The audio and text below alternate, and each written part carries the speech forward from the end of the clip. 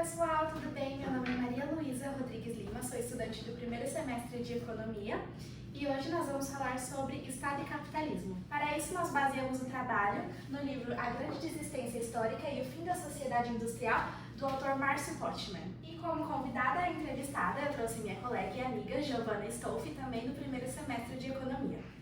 Oi pessoal, eu sou a Giovana Stolfi, também estou no primeiro semestre de Economia aqui na PUC e hoje eu vim dar uma conversadinha com a Malu. Para começar, o texto destaca que o Estado moderno busca consolidar valores nacionais para impulsionar a acumulação de capital. Como você vê essa relação entre o Estado e o desenvolvimento do capitalismo? Bom, eu acho que essa relação é crucial para entendermos a dinâmica do desenvolvimento capitalista em diferentes contextos. O Estado desempenha um papel fundamental na criação das condições necessárias para a acumulação de capital através da implementação de políticas econômicas, sociais e industriais. No caso do Brasil, o Estado teve um papel ativo na promoção da industrialização, especialmente após a Revolução de 1930. E como você caracteriza o período de industrialização no Brasil entre 1930 e 1980? Bom, esse período ele foi marcado por um forte intervencionismo estatal na economia, com o Estado atuando como um agente promotor da industrialização. O Estado desenvolvimentista ele implementou políticas voltadas para a promoção da industrialização. Isso tudo através de investimentos em infraestrutura, incentivos fiscais e proteção à indústria nacional. Isso possibilitou a transição do Brasil de uma sociedade agrária para uma sociedade urbana industrial. O texto também menciona as reformas neoliberais a partir do final da década de 1980. Como você avalia o impacto dessas reformas no desenvolvimento do país? As reformas neoliberais elas tiveram um impacto significativo no desenvolvimento do Brasil, especialmente na reconfiguração do papel do Estado na economia. A liberação econômica e as privatizações e a redução de investimentos públicos tiveram como objetivo principal reduzir a intervenção estatal na economia e promover a livre concorrência. No entanto, isso também resultou em uma série de desafios, como a fragilização dos serviços públicos e o aumento da desigualdade social. Agora vamos falar um pouquinho sobre a formação do Estado brasileiro e seu impacto no desenvolvimento industrial do país. Agora sobre este novo tópico, Gi, que engloba também o Estado Novo e a ditadura militar, como você caracteriza essa relação entre o desenvolvimento econômico e a ausência de democracia? Bom, Malu, essa relação é bastante complexa e ela revela um aspecto importante da história política e econômica do Brasil. A ausência de uma base democrática sólida permitiu que os governos autoritários implementassem políticas econômicas voltadas para o desenvolvimento industrial, sem as limitações e oposições características de regimes democráticos. Isso possibilitou uma rápida expansão econômica em alguns períodos, mas também resultou em graves problemas sociais e políticos significativos. É importante lembrar também que o desenvolvimento industrial do Brasil foi impulsionado por um esforço conjunto entre o Estado e a internacionalização do parque produtivo. A partir da década de 1930, o Estado desempenhou um papel ativo na promoção da industrialização, através de investimentos em infraestrutura, proteção à indústria nacional e incentivos fiscais. No entanto, esse processo ocorreu em um contexto de governos autoritários e a falta de democracia, o que resultou em problemas sociais significativos, como pobreza, desigualdade e exclusão. E como você vê o papel do Estado brasileiro na transição para uma economia urbana e industrial? Bom, o Estado brasileiro ele desempenhou um papel fundamental na transição para uma economia urbana e industrial, através de implementação de políticas econômicas e industriais voltadas para o desenvolvimento do setor manufatureiro. No entanto, esse processo enfrentou diversos obstáculos, como a persistência de estruturas atrasadas na sociedade agrária e a falta de uma base democrática sólida. Agora, sobre o processo de industrialização. Quais foram os principais desafios enfrentados pelo Brasil neste processo? Olha, Malu, o Brasil enfrentou uma série de desafios ao longo do processo de industrialização. Um dos principais foi a falta de infraestrutura e de um setor privado preparado para lidar sozinho com esse processo. Isso exigiu uma intervenção significativa do Estado, que precisou atuar como um catalisador para atrair investimentos e promover o desenvolvimento industrial. E como você vê o papel do Estado brasileiro atualmente em relação à industrialização e ao desenvolvimento econômico? Atualmente, o Brasil enfrenta novos desafios relacionados à industrialização e ao desenvolvimento econômico. Eu acredito que o papel do Estado continua sendo fundamental, especialmente diante da necessidade de promover uma transição para a economia baseada em serviços. Agora nós vamos discutir um pouco sobre o processo de industrialização tardia no Brasil e os fatores que contribuíram para este fenômeno. Para começar este novo tópico, podemos destacar a importância do cenário externo favorável para a industrialização tardia do Brasil. Como mencionado no texto, você poderia explicar melhor esse aspecto? Claro que eu posso. O cenário externo favorável foi fundamental para impulsionar a industrialização do Brasil entre as décadas de 1930 e 1970. Após a Segunda Guerra Mundial, os Estados Unidos eles lideraram a reorganização capitalista, promovendo acordos como os de Bretton Woods, que garantiram a possibilidade de expansão econômica para países periféricos como o Brasil. Além disso, a estabilidade tecnológica facilitou a internalização da moderna manufatura, contribuindo para a transição da industrialização retardatária para a tardia em várias nações da periferia capitalista. E quais você acha que foram os acertos nas decisões internas do Brasil que impulsionaram este processo de industrialização? As decisões internas acertadas foram essenciais para consolidar o processo de industrialização do Brasil. A Revolução de 1930, por exemplo, ela abriu um caminho para um projeto de desenvolvimento econômico nacional, promovendo a ascensão de novos grupos sociais e a ruptura com a dependência inglesa. Durante esse período, o Brasil passou de uma economia agroexportadora para uma sociedade industrial moderna, com um Estado atuante e planejado. Diversas concepções de desenvolvimento coexistiram, desde uma abordagem reformista até uma orientação mais liberal, representada por governos como o de Getúlio Vargas, Juscelino Kubitschek e a ditadura militar, que consolidou a modernização conservadora. Agora vamos falar um pouco sobre o estado de bem-estar social no Brasil. Então, Gi, vamos começar discutindo o texto que aborda os desafios enfrentados pelo país na construção desse modelo do bem-estar social. O texto destaca a estrutura autoritária e desigualdade da sociedade brasileira como um obstáculo. Como você vê essa análise em relação à história do Brasil? Bom, Malu, eu acredito que a análise do texto é bastante pertinente. A história do Brasil está marcada por um legado de desigualdade e autoritarismo, que remonta aos tempos coloniais.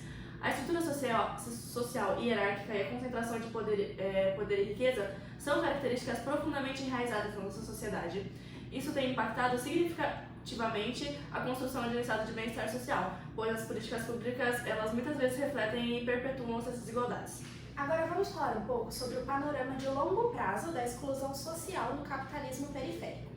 Para começar, podemos destacar que o Brasil aponta 3 momentos distintos de exclusão social ao longo da trajetória capitalista no Brasil.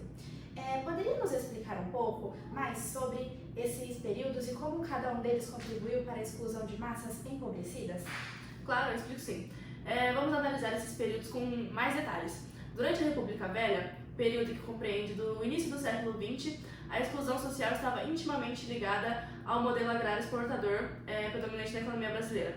A estrutura latifundiária e a concentração de terras resultaram em uma grande massa de trabalhadores empobrecidos, sem acesso à terra ou condições dignas de trabalho. E como você acha que essa exclusão se manifestou durante a expansão da sociedade urbana e industrial? Durante esse período, ocorreu principalmente entre as décadas de 1930 e 1980, houve uma migração em massa da população rural para as áreas urbanas, em busca de oportunidades de emprego nas indústrias emergentes. No entanto, muitos desses trabalhadores eles acabaram vivendo em condições precárias nas periferias das grandes cidades, sem acesso a serviços básicos como saúde, educação, moradia adequada. Além disso, as desigualdades sociais se acentuaram com uma elite privilegiada disputando os benefícios do desenvolvimento econômico, enquanto uma grande parcela da população permanecia marginalizada. Agora sobre o movimento massivo de pessoas do campo para as cidades, entre as décadas de 1930 a 1970. Vamos começar com o aspecto da urbanização da pobreza herdada da sociedade agrária.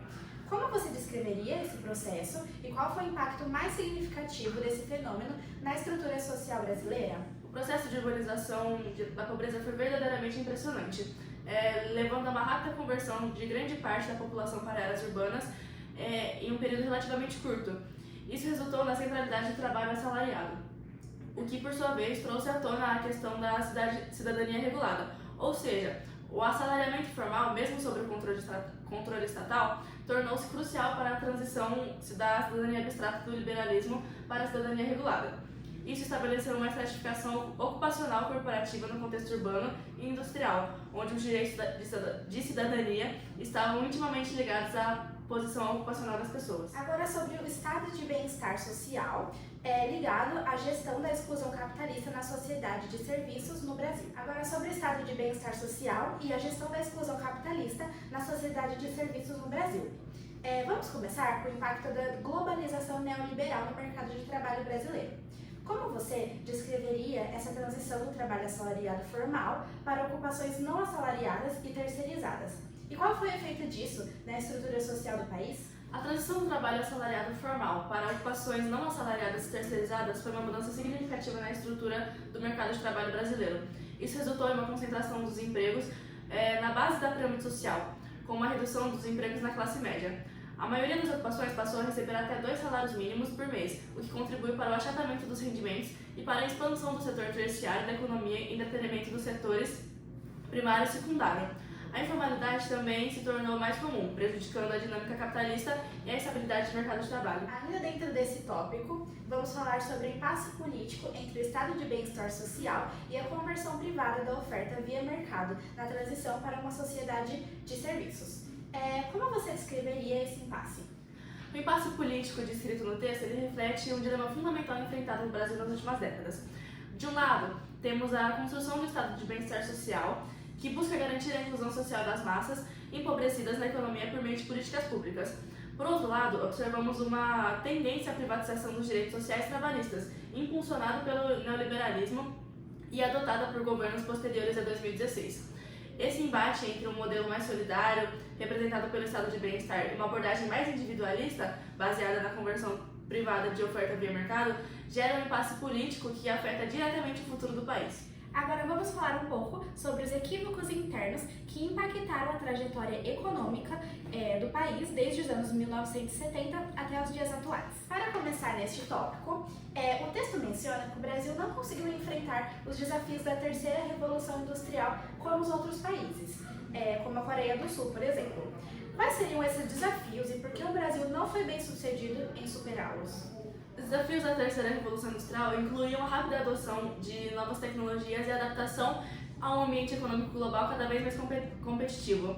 Enquanto os países como a Coreia do Sul investiram pesadamente em educação, inovação e infraestrutura para impulsionar a sua indústria, o Brasil ele falhou em priorizar esses aspectos.